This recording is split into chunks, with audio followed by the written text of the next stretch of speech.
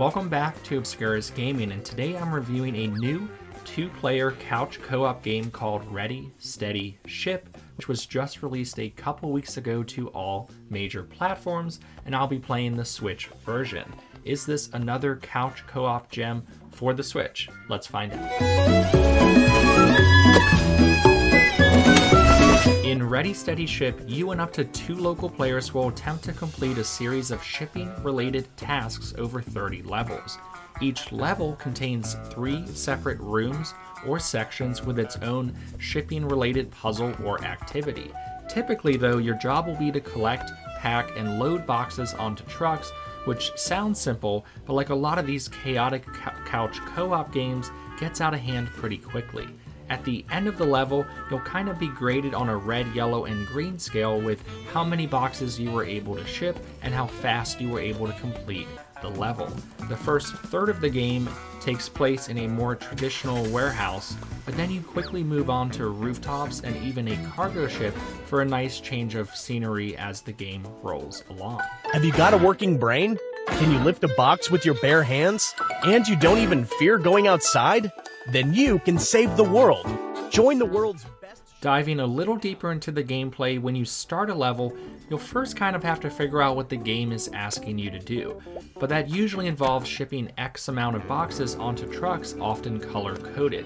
Now, whatever environmental objects are at your disposal on any given level will often become part of the shipping puzzle if you're trying to get the fastest times. For example, if there is a forklift or a crane, then you'll probably need to use it to reach boxes you couldn't otherwise obtain.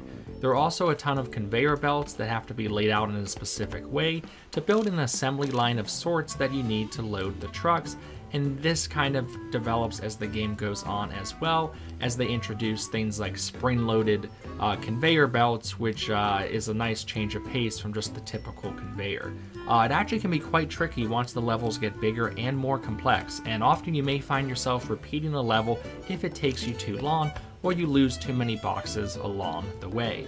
But if you succeed, you'll see them roll right along, and it's pretty satisfying, and you'll be rewarded with a lower time and a higher score.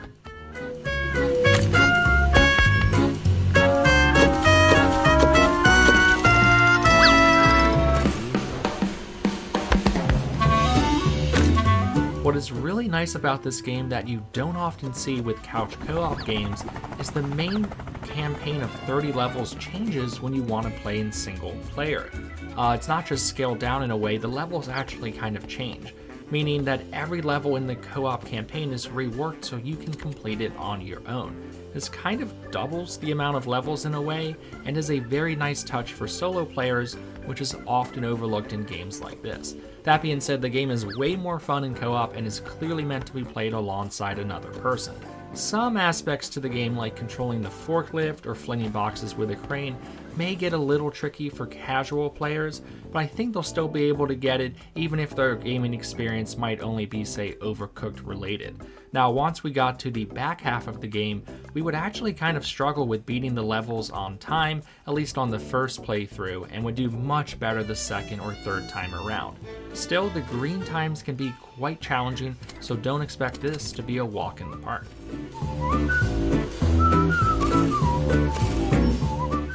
Moving on outside of the main campaign modes, there really isn't a ton to do other than unlocking a few more warehouse workers to play as. But remember, with the solo campaign, that does kind of double the levels. And being that the game is only $15, I thought that was more than enough content, as even one level can take 10 to 15 minutes sometimes. Performance-wise, the game ran fine, but there are some sandboxy elements that may force you to restart a level, some frame rate dips at times, and the object detection can be a little wonky, even though it seems like that might have been intentional. That may frustrate some folks if you're, say, having a good run, and then something kind of glitchy happens, like a box getting stuck in an unreachable location to mess up your time. That being said, these frustrating moments were few and far between, and didn't really affect my overall enjoyment of the game at all.